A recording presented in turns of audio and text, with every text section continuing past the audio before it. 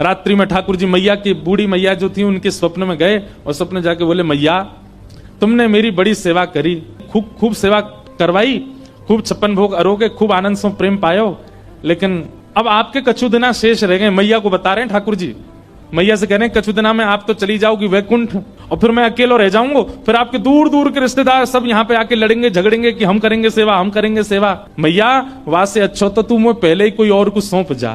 तो मैया ने स्वप्न में ही पूछा, जय जय कौन है, कौन ऐसा सुहागन है जिससे आप अपनी सेवा कराना चाहते हैं? तब ठाकुर जी बोले, मैया एक बाबा तो भिक्षा ले हुए आवे, सनातन बाबा, वही को तुम मुझे पधरा दे, मैं वही के पास ही अपनी सेवा करवाऊंगा। मैया पहले तो बहुत रोई, बोले मेरी सेवा में कोई कमी है ठाकुर जी? बोले कमी नहीं है मैया, तू बस कछु दिना की मेहमान हो रहे। मैया को कष्ट भी दे दिया और चिंता भी दे दी। किसी को पहले ही बता दो कि भैया तुम्हारे कछु दिन ही शेष बच्चे, तो वैसे ही बेचारो टेंशन में आ जाए। ठाकुर जी केवल इतना ही कह देते कि उसको दे दो, ये क्यों बता दिया कि कछु दिना में ही जाने वाली है? मैया को पहले चिंता हुई, बाद में मैया ने विचार किया कि ठाकुर जी सही कह रहे हैं, अगर मैं किसी को नहीं देके जाऊंगी तो रिश्तेदारों की नजर तो गड़ी है, क्योंकि दर्शनार्थी आते हैं, चढ़ावा चढ़ता है, और उस चढ़ावे के लोभ में कहीं ठाकुर जी को कहीं गलत स्थान पर ना ले जाया जाए। तो अगले दिन मैया ने श्रृंगार किया, भोग लगाया, इतने में बाहर सनातन गोस्वामी आ गए थे भिक्षा लेने। तो मैया गई और रोते रोते बोली, बाबा कल रात में स्वप्न में ठाकुर जी आए और आकर के मुझसे कह गए कि मुझे तो बाबा दे दो, अब तुम यहीं डटे रही हो, मैं ठाकुर जी को ला रही हूँ, उनको सब श्रृंगार सामग्री सब आपको दे रही हूँ, ठाकुर जी को ले जाओ, आप ही सेवा करो बाबा।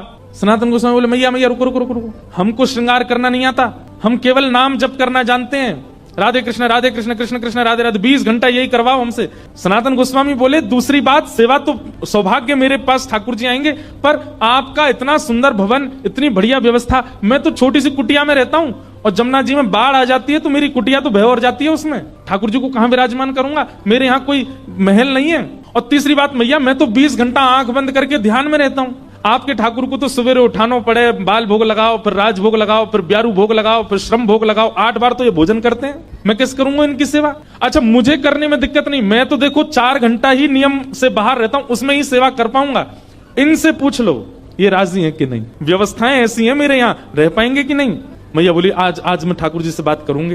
रात में जैसे मैया सोई, स्वप्न में फिर ठाकुर जी कहा बात है मैया? बोले, बाबा के यहाँ ना तो घर अच्छा बनो भयो, ना भोजन की अच्छी व्यवस्था, रसोई घर भी नहीं है, आप तो 8 बार भोग लगाते हो, आपको श्रृंगार करवाना होता है, ये सारी व्यवस्था उनके यहाँ नहीं है, वो तो 4 घंटा ही नियम से बाहर रहते हैं, तभी आपकी सेवा कर सकते हैं। और हो सकता है मैं तो बढ़िया पोशाक पहनाती हूँ, बाबा तो केवल एक कॉपीन पहनाएगा, आप सर्दी पड़ेगी, जाड़ो पड़ेगा, मैं तो आपके आगे अंगीठी रखती हूँ कोयला की, बाबा तो आपको कंबल उड़ा के बैठा देगो बस, और बाढ़ आ गई तो है सके पेड़ के नीचे भी रहना पड़े। ठाकुर जी बोले, मुझको सब मंजूर है, पर रहूंगा भाई के यहाँ। यही तो प्रेम होता है कि भैया वृक्ष के नीचे भी रखेगा तो रहूंगा भाई के संग ही।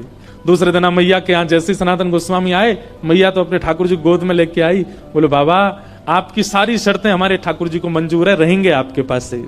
बाबा बोले, अच्छा लाओ दो।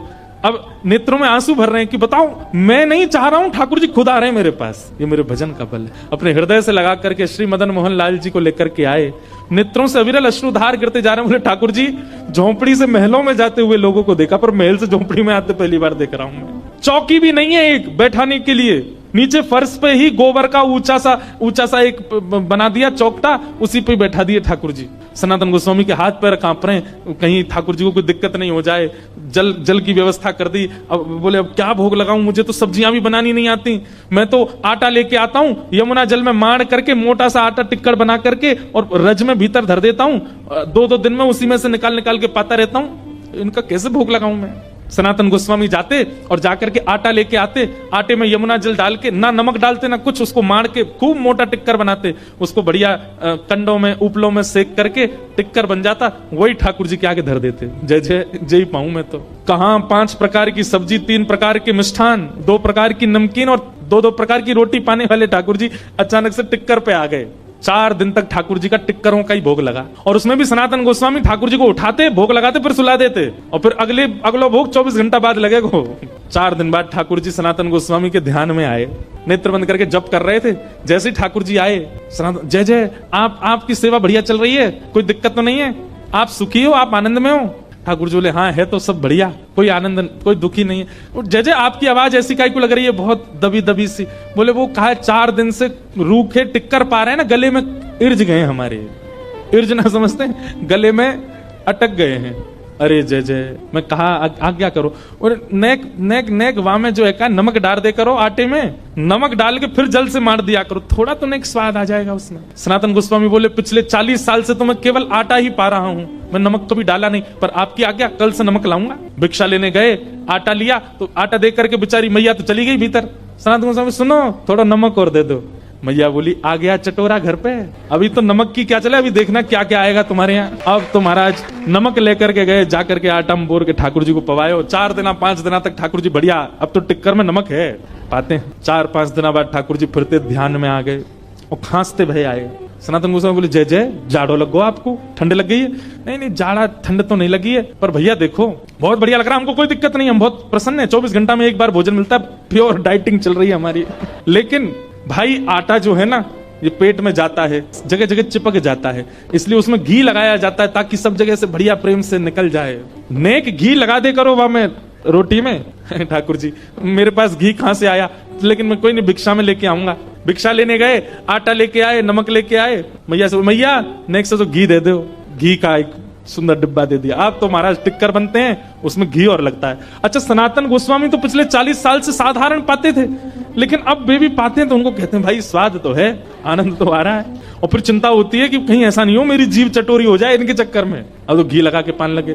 5-6 दिन की सेवा हुई, ठाकुर जी फिर आ गए और ध्यान में आकर के सनातन गोस्वामी जय जय सब आनंद, कोई दिक्कत तो नहीं, सब बहुत बढ़िया है। तो बोले फिर बोले जब आप जाते हो भिक्षा लेने, आटा भी लाते हो, नमक भी लाते हो, घी तो है ही है, एक आलू भी ले आया करो, और जब टिक्कर सेकते हो तो उसमें जो धीमी धीमी आंच रहती है उसमें आलू डाल दिया करो, वो आलू भुन जाएंगे, भुन के उनके छिलका अलग करके मीड़ के उसमें नमक डाल करके दे दिया करो। सनातन गोस्वामी बोले फिर 6 दिन बाद कहोगे नींबू भी ले आओ, फिर कहोगे चीनी भी ले आओ, फिर कहोगे मालपुआ बनाओ, अब कहोगे फिर रसगुल्ला बनाओ। ठाकुर जी आप चलो, आपको वापस मैं ही छोड़ के आऊं महलों में। और महाराज जैसे ही ठाकुर जी गोद में उठाए वापस ले जाने के लिए, प्रत्यक्ष श्याम सुंदर प्रकट हो गए और लिपट गए। और मदन मोहन जी प्रकट होकर के बोले मैं रूखी रोटी में ही राजी हूं, रहूंगा तुम्हारे पास से, जाऊंगा नहीं यहाँ से, यहीं रहूंगा। हाँ हाँ